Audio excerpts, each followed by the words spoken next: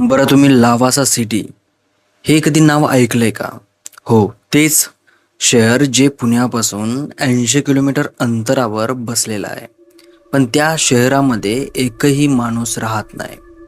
ते प्रोजेक्ट तयार करण्याच्या अगोदर त्या प्रोजेक्टची जी इन्स्पायर होतं ना, ते युरोपमधील एका शहरापासून इन्स्पायर होतं आणि काही कारणानिमित्तानं ते प्रोजेक्ट अर्ध्याच्या वर बनवून बंद पडला.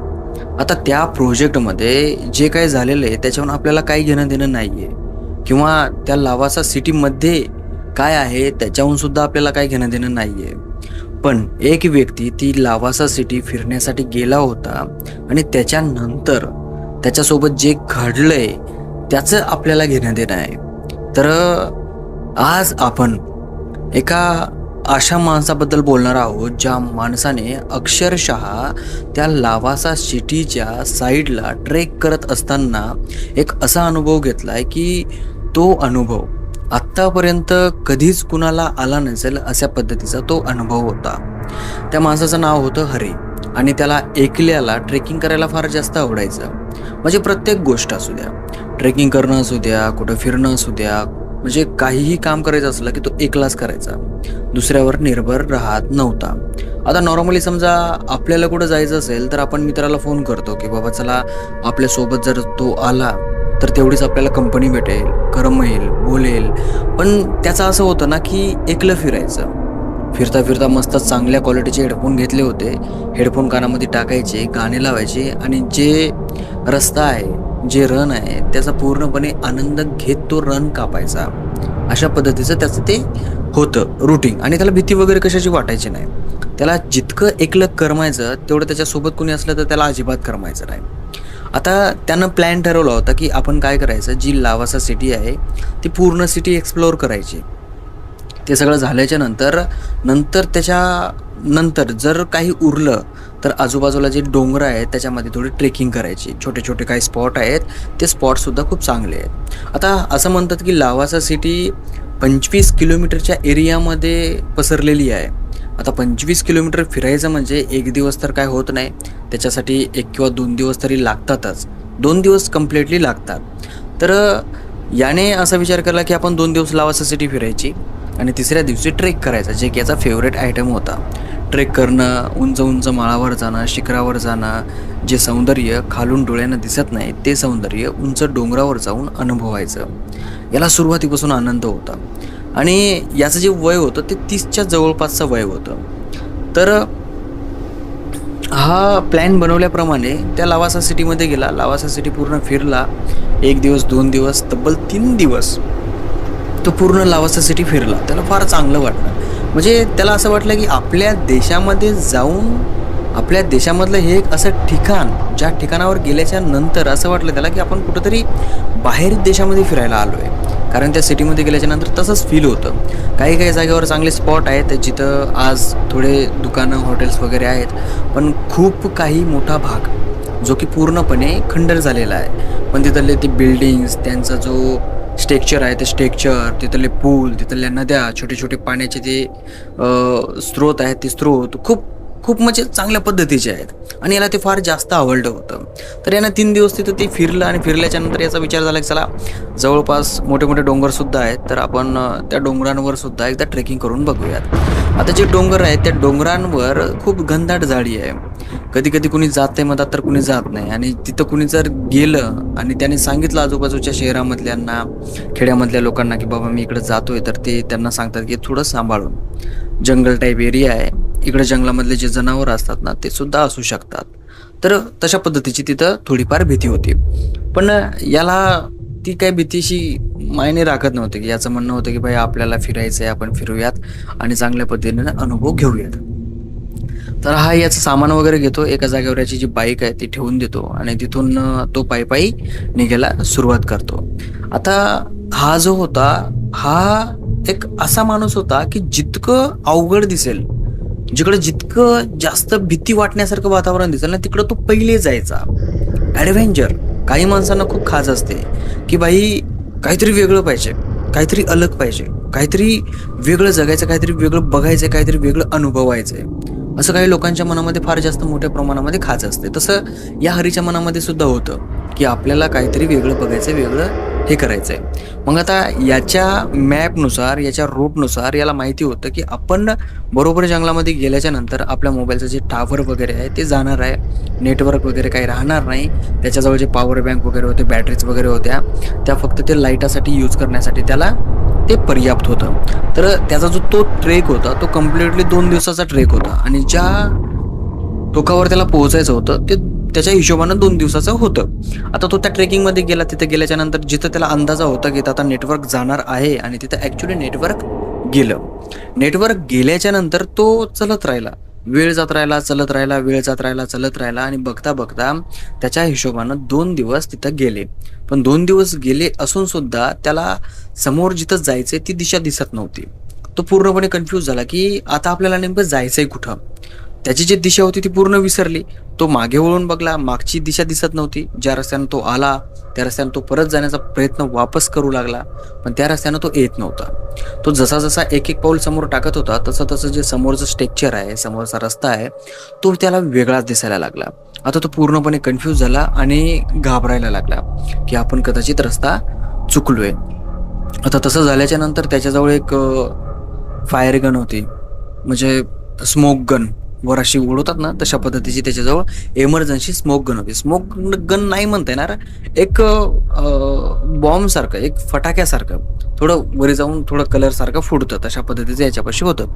तर यानं 2-3 वेळेस ते ट्राय केलं, पण याच्यापाशी कुणीच आलं नाही आणि जिकडं बघावं तिकडं सगळं काही अंधारच अंधार. असा इतकाही अंधार नाही की त्या अंधारामध्ये दिसणार काही नाही. पावसाळ्यामध्ये कसं असतं, धुकं असतं पसरलेलं, सगळीकडं वधाड पडलेलं असतं, ते ओलं चिंब झालेलं, तशा पद्धतीचं वातावरण. म्हणजे 20 ते 25 फुटाच्या पलीकडे याला काही दिसत नव्हतं.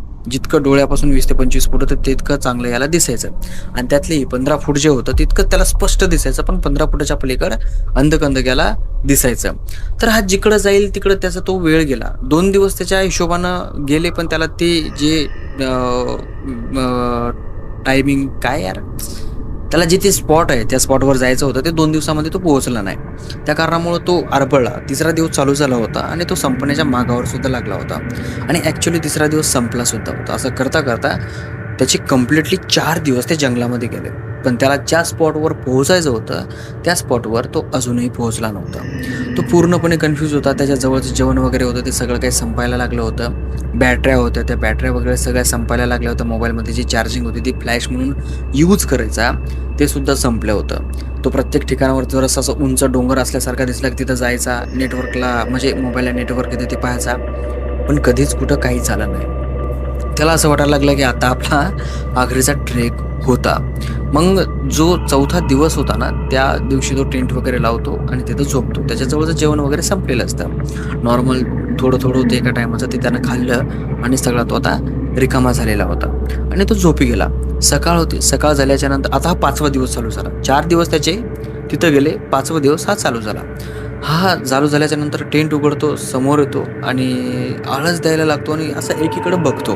तिकडं बघल्याच्या नंतर त्याला पलीकडं एक टेंट दिसतो लावलेला, याच्यासारखा सेम टू सेम टेंट पलीकडे लावलेला होता. हा हळूवार त्या टेंटपाशी जातो, बघतो त्याच्यामध्ये कुणीतरी झोपलेलं असतं. तो बाहेरून हाक मारतो, दादा तुम्ही इथं कधी आलेले आहात, असं तो बाहेरून बोलतो. पण मधातून काय हालचाल करत नाही कोणी, तो झोपलेलाच होता. परत हा हाक मारतो, दादा अहो थोडंसं म्हणजे बोलायचं होतं, बाहेर येता का तुम्ही. हरी त्याला असं म्हणायला लागला. मग तो उठला, टेंटची जी जीप आहे ती खोलली आणि बाहेर येऊन बघतो तर तो हरीच्याच वयाचा एक माणूस होता आणि तो नॉर्मली तिथे येऊन बसला होता आणि त्याच्या तोंडावर एकदम क्लिअरली हॅपीनेस होतं. जसं या हरीच्या तोंडावर पहिल्या दिवशी होतं ना, सेम त्या प्रकारचं त्याच्या चेहऱ्यावर ते दिसत होतं. मग तो बाहेर आला आणि बाहेर म्हणला, काय म्हणतात दादा तुम्ही इतक्या सकाळी सकाळी इथं आलायत. तो म्हणतो की तुम्ही इथं कधी आलात. तो म्हणला मी काल संध्याकाळी आलो, तुमचा टेंट बघितला, त्याच्यामध्ये टॉर्च वगैरे होती, मी तुम्हाला संध्याकाळीच बोलणार होतो, पण म्हणलं काय तुम्ही झोपलेले होते, तुम्हाला काय उठवावं, असं उद्या सकाळी उठल्याच्या नंतर आपण भेटणारच आहोत. त्या कारणामुळे मी काय तुम्हाला उठवलं नाही, तुमच्या साईडला थोडी जागा बघितली, साफसफाई केली आणि तिथं टेंट लावला आणि मी झोपी गेलो. तर तो याला म्हणला की तुम्ही कुणीकडे जात आहे. हा म्हणला की माझ्या प्लॅनच्या नुसार इकडे एक उंच शिखर आहे, त्या शिखरावर मला जायचं होतं. की सर्वात उंच शिखर आहे इथलं. हा म्हणला की हां मला पण तिकडेच जायचंय, चला मग सोबत जाऊयात. तर हा त्याला म्हणला की तुम्हाला रस्ता माहिती आहे का? आता त्या हरीनं असा प्रश्न त्याला विचारल्याच्या नंतर तो थोडा कन्फ्यूज झाला. मला रस्ता माहिती आहे का म्हणजे तुम्हाला रस्ता माहिती नाही?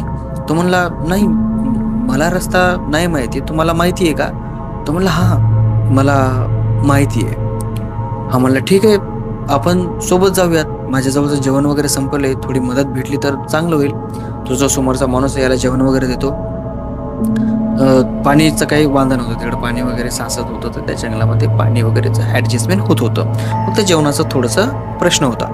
तर जेवण वगैरे त्यानं त्याच्याजवळचं केलं आणि त्याच्यासोबत हा ट्रेकला निघाला.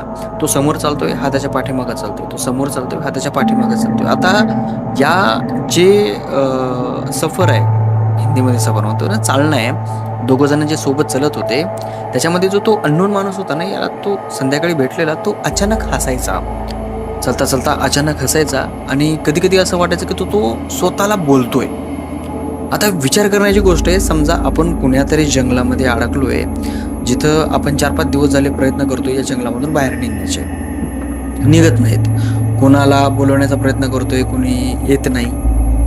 आवाज मारण्याचा प्रयत्न करतोय, आपला आवाज कोणी ऐकत नाही ना. आसपासच्या खेड्यांमधले एकही माणूस दिसत नाही ना, कुठलं जनावर दिसत नाही. सगळीकडे शांतता असते आणि त्या सगळ्या शांततामध्ये झिमझिम झिमझिम पाणी पडत असतो, थोडं थोडं धुकं असतं आणि त्याच्यामध्ये आपण एकले पडलेले असतो. आपल्याला कुठलाच रस्ता सापडत नाही आणि अचानक एखादा माणूस येतो, तो आपल्यापाशी नॉर्मल माणसासारखा राहतो आणि तो अशा पद्धतीने वागतो की थोडा सायको असल्यासारखा. म्हणजे असंही सायको नाही की तो काही विचित्र बोलतो, काही नाही, पण असं वाटतं की तो कधी कधी मनालाच हसतोय, मनालाच बोलतोय, काहीतरी मनानच तो काहीतरी करण्याचा प्रयत्न करतोय अशा पद्धतीचं. तर कसं वाटतं, थोडंसं विचित्रच वाटेल ना. तर हरीला सुद्धा त्या माणसाबद्दल तसं विचित्रच वाटत होतं. आता थोडं दूर गेल्याच्या नंतर 1-2 घंटे होतात. घंटे झाल्याच्या नंतर तो माणूस थोड्या एका जागेवर बसतो. हरीला म्हणतो पाणी वगैरे प्यायचं का? अरे म्हणतो का हां मी पितो पाणी. मग पाणी पिता पिता हरी त्याला एक प्रश्न विचारतो की तुम्ही कुठले? तर तो या प्रश्नाचं असं उत्तर देतो की मी कुठला हे महत्त्वाचं नाहीये, मी तुमच्यासोबत आहे हे महत्त्वाचं आहे. आता तुम्ही जास्त प्रश्न विचारू नका, मी तुम्हाला बरोबर तुम्हाला जिथं जायचं आहे तिथं घेऊन जातो, तुम्ही माझ्यासोबत चला. मला माहिती आहे की तुम्ही रस्ता हुकलायत, तुमचे बरेच दिवस इथं गेलेले आहेत आणि तुम्ही जर मला प्रश्न विचारत बसाल तर मी इथून गेलो तर मग तुमचं काय खरं नाही. आता असं म्हणल्याच्या नंतर हरी परत भिला. आता हा एकतर पहिले जास्त बोलला नाही, बोलल्याच्या नंतर तो असा बोलला आणि रस्त्याने येता येता तो अलग आणि विचित्र वागत होता. याला थोडंसं भीती वाटायला लागली नाही की बाई नेमकं चाललंय काय. आता हरी त्याला म्हणला की बघा तुमच्या अशा बोलण्यानं मी भीतोय, मला थोडी भीती वाटतेय, जे काय आहे ना ते क्लिअर सांगा. तो म्हणला की जे काय आहे ना क्लिअर मी तुला आत्ता सांगत नाही, हे तू ठरव, तुला इथून बाहेर निघायचंय का इथं अडकून बसायचंय. आता हरीच्या डोक्यामध्ये हा प्रश्न आल्याच्या नंतर सरळ एक गोष्ट येईलच ना की आपल्याला इथून बाहेर निघायचंय म्हणून. आता कुठला विलाजही नव्हता की दुसरं कोणासोबत जाईल किंवा दुसरा कुठला रस्ता त्याला दिसेल, कुठला विलाजही नव्हता. तर मग हरी म्हणला की हां मला तुमच्यासोबत निघायचंय. असं म्हणल्याच्या नंतर तो उठला, आपल्या हातातली जी काही काठी आहे ती घेतली आणि चालायला निघाला आणि हरीला म्हणला चुपचाप माझ्या मागे ये. संध्याकाळ होता होता ते एका ठिकाणावर पोहोचले. आता तिथं गेल्याच्या नंतर थोडंसं असं लफाड होतं, घनदाट जाळी होती सगळीकडून, खाली पालापाचोळा पडलेला होता, सगळं असं सवान होतं, म्हणजे असं वाटत नव्हतं की तिथं दगडं बिगडं असतील म्हणून, एकदम असं प्लेन होतं. आणि त्या जाग्यावर एक छोटंसं मंदिर होतं. मंदिर म्हणजे असं नाही की त्याला कळस बिळस असं उंच असं नॉर्मल मंदिरासारखं मंदिर नव्हतं. मंदिर एक नॉर्मल होतं, एक छोटासा वट्टा होता, त्या वट्ट्यावर एक दगड ठेवलेला होता आणि तो जो दगड आहे तो पूर्णपणे पांढरा होता.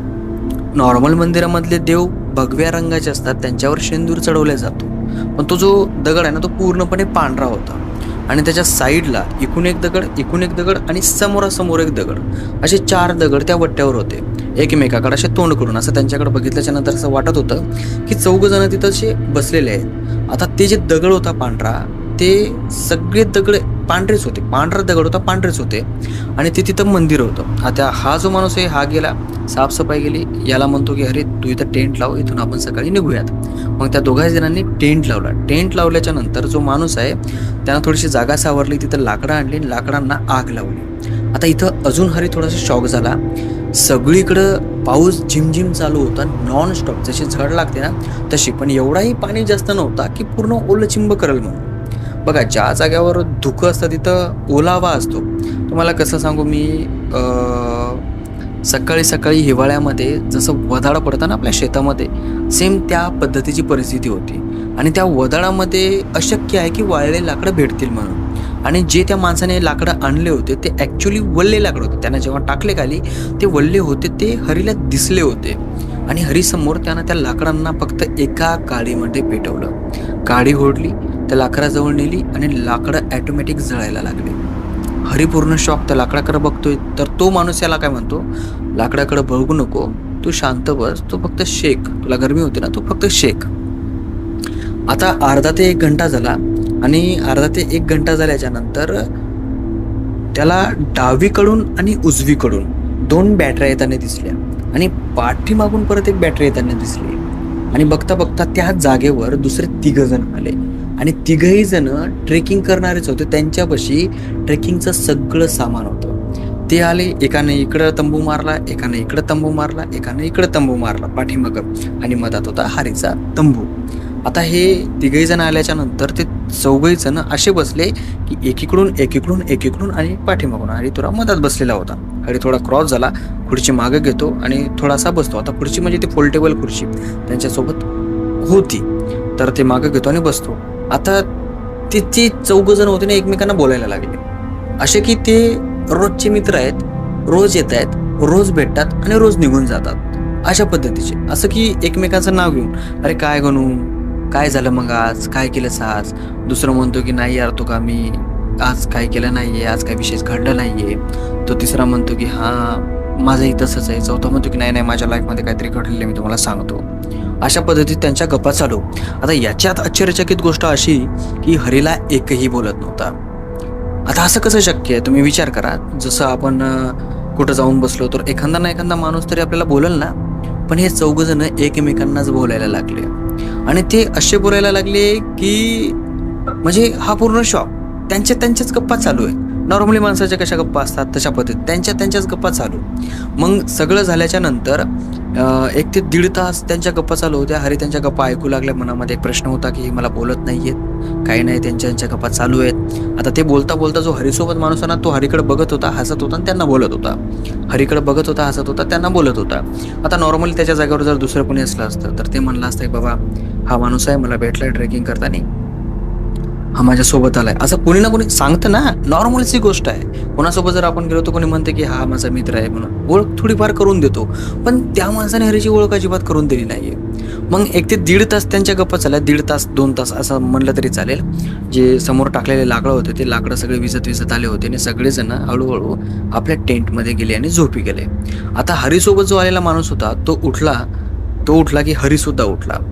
आणि तो माणूस हरीला म्हणतो की हरी, एक काम कर, तू उद्या सकाळी उठला तू की काय कर, तुझ्या बॅगमध्ये जितक्या पण खाण्याच्या वस्तू आहेत मी तुला दिलेल्या त्या सगळ्या वस्तू काढ. सकाळी इथं जो वटा आहे ना त्या वट्याच्या मधोमध ठेव. आणि तू जेव्हा त्या वस्तू मधोमध ठेवशील त्यावेळेस तुला क्लिअरली एक रस्ता दिसेल आणि तो रस्ता सरळ या जंगलाच्या बाहेर निघेल. तुझ्या स्पॉटवर जाण्याचा प्रयत्न करतोय तिकडं नाही जाणार, या जंगलाच्या बाहेर निघणार, कारण तुझ्यापाशी आता जेवण वगैरे नाही आहे. त्या कारणामुळं मी तुला हे सांगतोय. आणि सकाळी उठल्या ना मला शोधू नको ना माझ्या मित्रांना शोधू नको, ओके. तू इथून सरळ तिकडं चालल्या जा. मग त्यानं जसं सांगितलं तसं हरी गेला आणि झोपी गेला. त्याच्या मनामध्ये प्रश्न निर्माण. 4 जण आले, बसले, गप्पा मारल्या आणि हा मला अचानक असा बोलतोय. काय नेमकं, मला काय मारण्या फिरण्याचा तर प्लॅन नाही ना यांचा, किंवा काही विचित्र करण्याचा तर प्लॅन नाही ना. हरी पूर्ण रात्रभर झोपला नाही. सकाळ होते. सकाळ झाल्याच्या नंतर हरी टेंटच्या बाहेर येतो. बघतो तर तिथे एकही टेंट नाही, सगळं काही गायब. तो त्या वट्यावर जातो, बघतो तर ते 4 पांढरे गोटे असतात, बांधलेले असतात. आणि इकडे तिकडे बघतो तर काहीच नसतं, सगळं काही प्लेन असतं. ज्या जागेवर तिथं जाळ केलेला असतो तिथं ते लाकडाची राख वगैरे पडलेली असते. त्याच्यावरून याला कळतं की इथं कन्फर्मेशन होतं की आपण सगळेजण होतो, पण इथं राख आहे पण आता कोणीच नाही आहे. तर त्यानं जसं सांगितलं तसं हरी काय करतो, आपल्या बॅगमध्ये जे काही त्यांच्या जेवणाचं सामान वगैरे दिलेलं असतं ते घेतो आणि त्या 4 गोट्याच्या मधोमध ठेवतो. जसं त्यानं तिथं ठेवलं की एक जोरात वाऱ्याची झुळूक कशी येते, असं समजा की वाहटूळ कशी येते, तशा पद्धतीची एक वाऱ्याची झुळूक आली आणि त्याला खेटून एक पलीकडे गेली. जशी ती वाऱ्याची झुळूक पलीकडे गेली तसं त्याच्यासमोर एक पाऊल वाट दिसायला लागली हरीला क्लिअरली. हरीने त्याच्याकडे बघितलं, त्या 4 गोट्यांकडे बघितलं आणि तो त्या वाटेनं गेला. आता त्या वाटेनं जात जात जात जात तो कमीत कमी 2 ते 3 तास त्या वाटेनं चालला आणि 3 तास चालल्याच्या नंतर तो ॲक्च्युली त्या जंगलाच्या बाहेर पडला. जंगलाच्या बाहेर पडल्याच्या नंतर हरीला समजत नव्हतं की नेमकं हे व्हायलंय काय आणि माझ्यासोबत झालंय काय. तो परत या लावासा सिटीच्या जवळ येतो आणि तिथला एक रहिवाशी होता, थोडं बुजुर्ग होता. त्याला म्हणतो की मी इकडे ट्रेकिंगसाठी गेलो होतो 5-6 दिवसाखाली आणि माझ्यासोबत असं असं झालंय. तर तो म्हणला की भाई तू ट्रेकिंगला गेला होता आणि तुझ्यासोबत असं झालंय. आम्हाला हा माझ्यासोबत असं झालंय. तो म्हणला की यार नशीबवान आहेस तू, वाचला, नशीबवान आहेस. आम्हाला नशीबवान कसं काय. काही वर्षाच्या अगोदर तो सांगत होता की तुझ्यासारखे 4 मुलं इथं आले होते आणि ते 4 मुलं त्या जंगलामध्ये त्या पर्वताकडे गेले होते. पण तिकडे जाता जाता अचानक त्यांचा मृत्यू झाला. म्हणजे पहिले तर ते 5-6 दिवस सापडले नाही आणि 5-6 दिवस न सापडल्याच्या नंतर डायरेक्ट त्यांचे जे मृतदेह आहेत, जी नदी आहे त्या डोंगरामधून येते, त्या डोंगरामधल्या नदीमध्ये पाण्यात वाहून गावाच्या कडेला येऊन पडले होते 4 जण. आणि जेव्हा त्यांची खबर आम्ही पेपरामध्ये छापली त्यावेळेस कळालं की ते ट्रेकिंग करणारे मुलं आहेत. आणि तुझ्यासारखंच मागं 1-2 केसेस झाल्या होत्या, त्यांनी सुद्धा सेम असं सांगितलं होतं की असं असं आहे म्हणून. आणि तेव्हा जेव्हा 2-3 केसेस अशा आल्या होत्या त्यावेळेस गावकऱ्यांनी काय केलं की यांच्या नावाचे 4 गोटे त्या जंगलामध्ये मांडून ठेवले. आणि त्यांच्यानंतर 1-2 केसेस आल्या, परत पहिले 2 केसेस, त्याच्यानंतर 2 केसेस. त्या ज्या 2 केसेस आल्या त्यांनी सांगितलं की तिथे 4 गोटे आहेत, असं आहे तसं, जसं तू मला सांगितलंस ना सेम त्याच प्रकारे. ते जे 4 मुलं होते त्यांचा जिथे जीव गेला होता, त्यांची आत्मा आजही त्या जंगलामध्ये भटकणाऱ्या लोकांना बाहेर काढते. आणि त्या जंगलामध्ये भटकते का, कारण की ते जे जंगल आहे असं म्हणतात की थोडं शापित आहे आणि त्या जंगलामध्ये जर समजा काही हेतू निमित्तानं जर कोणी गेलं तर त्याचा रस्ता विसरतो. हे पक्क माहिती नाही की रस्ता विसरतो का काय होतो, पण ते जंगल दाट आहे, रस्त्याचा मेळ लागत नाही आणि लोक तिथं अडकून बसतात. तर असं काही केसेस आहे, कदाचित त्याच्या याच्यामुळे तुला झाला असेल. आता जो हरीचा हा अनुभव होता तो हरीला म्हणजे प्रश्नामध्ये पाडलेलं होतं की हा चांगला म्हणावा की खराब म्हणावा, पण होता. तर हा त्याचा लावासा सिटी जवळ असलेल्या त्या एरियामध्ये घडलेला अनुभव आहे आणि हा मी तुम्हाला सांगितला आहे. तर स्टोरी चांगली वाटली असेल, स्टोरीला लाईक करा, चॅनलला सबस्क्राईब करा. आणि तर मी नेहमी सांगतो की स्टोऱ्या फक्त मनोरंजन म्हणूनच बघा. तर प्लीज मनोरंजन म्हणूनच बघावं प्रत्येक स्टोरीकडं, प्रत्येक मनोरंजक गोष्टीकडं, आणि त्या गोष्टीचा आपल्या निजी आयुष्यामध्ये कुठलाही इम्पॅक्ट पडू देऊ नये.